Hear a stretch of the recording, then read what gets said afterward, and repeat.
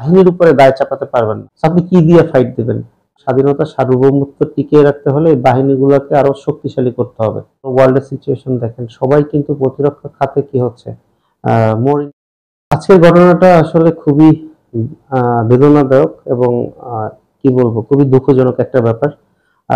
বাংলাদেশ এয়ারফোর্সের একটা training aircraft F7 সিরিজের, এটা হচ্ছে মাইলস্টোনের ওখানে ক্রাশ করেছে। যদিও এরকমের ক্রাশের ঘটনা বাংলাদেশ এয়ারফোর্সে হচ্ছে প্রায়ই হয়, বাট যেহেতু আজকে এটা জনসাধারণের ভিতরে একটা স্কুলে এরকমের ঘটনাটা হয়েছে, এই জন্য জিনিসটা আরো বেশি ফোকাসে এসেছে এবং ক্যাজুয়ালিটি বেশি হয়েছে। এটা কোনো ধরনেরই এক্সপেক্টেড না। আপনারা জানেন যে আমরা ঘটনা শোনার সাথে সাথেই আমাদের হচ্ছে ভলান্টিয়ার ভাইয়েরা যারা আছে ওখানে গিয়েছে, তারা ক্রাউড কন্ট্রোল করেছে এবং আমাদের পার্টির অনেক ডোনার, ব্লাড ডোনার যারা আছে, তারা বিভিন্ন হসপিটালে কিন্তু রক্ত ডোনেট করছে। আমরা আমাদের জায়গা থেকে যতটুকু পেরেছি ততটুকু সাদা। এখানে যদি আপনি বলেন যে বাহিনীর কথা বলেন, প্রতিরক্ষা বাজেটটা আসলে বাহিনীর উপরে ডিপেন্ড করে না। এটা সম্পূর্ণ রাষ্ট্রের যারা আইন প্রণেতা থাকে, লেজিসলেচার বডি, আপনি যদি সংসদ বলেন, সংসদই হচ্ছে প্রতিরক্ষা বাজেট, সংসদে পাস হয়।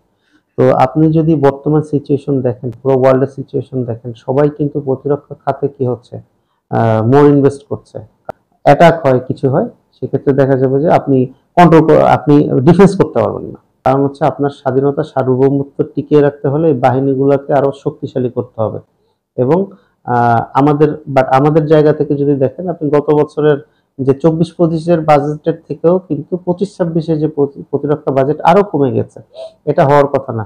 আপনি কিছুদিন আগে পাকিস্তানের সাথে যে কনফ্লিক্টটা ইন্ডিয়ার আপনি দেখেন, তো আল্লাহ না করুক এরকমের কনফ্লিক্টে কিন্তু আপনিও জড়াতে পারেন। আপনার পার্শ্ববর্তী দেশ মায়ানমার আছে, অথবা ভারত আছে, অথবা অন্য কেউ কারোর সাথে জড়াতে পারেন। তো সেই জায়গা থেকে বিশেষ করে আপনার যদি এয়ার ডিফেন্স, আর্মির যে এয়ার ডিফেন্সের ইউনিট আছে, ওটাকে যদি শক্তিশালী আপনি না করেন, তারপর এয়ারফোর্সের আপনার কোনো দেখেন ভালো ফাইটার এয়ারক্রাফট নাই, আপনার কোনো ভালো নাই, রেডার নাই, ঠিক আছে, আপনার অ্যাটাক হেলিকপ্টার নাই ওরকমের।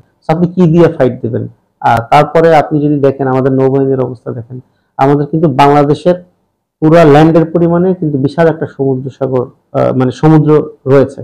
তো এই জায়গাতে যদি আপনি নৌবাহিনীকে স্ট্রং না করেন, তাহলে কি আসলে এই যে সমুদ্রের যে সার্বভৌমত্ব, এটা কি টিকিয়ে রাখা সম্ভব কিনা? আপনি দেখেন আমাদের প্রায় 200 নটিক্যাল মাইল পর্যন্ত যে অর্থনৈতিক অঞ্চল আছে, তারপরে যে পুরো হাইসিস গুলো আছে, ওখানে যদি আপনি আপনার যদি সার্বভৌমত্ব টিকিয়ে রাখতে চান এবং আপনার উপস্থিতি জানান দিতে চান, আপনার একটা স্ট্রং নৌবাহিনী লাগবে, ঠিক আছে। কিন্তু আমাদের কিন্তু সেটা নাই। তো সরকারের উচিত যে আমাদের এয়ারফোর্স এবং নেভির দিকে খুবই গুরুত্ব দেওয়া এবং আমাদের যে আর্মির এয়ার ডিফেন্স যে ইউনিটটা আছে, ঠিক আছে, ওই ইউনিটটাকে শক্তিশালী করা। তা না হলে আসলে কিছুই সম্ভব না। এই দেশে দেখা যাবে যে কোনো ধরনের যদি অ্যাটাক হয়, কিছু হয়, সেক্ষেত্রে দেখা যাবে যে আপনি আপনি ডিফেন্স করতে পারবেন না।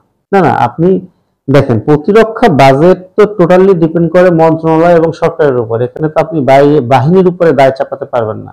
বাহিনীগুলো তো আপনি হচ্ছে আপনি তাদের টাকা দিবেন, আপনি তাদের অস্ত্র দিবেন, এগুলোকে তারা মেনটেনেন্স করা এবং সামরিক যুদ্ধে প্রশিক্ষিত হয়ে তারপরে হচ্ছে যুদ্ধে যাওয়া, এটা হচ্ছে তাদের কাজ।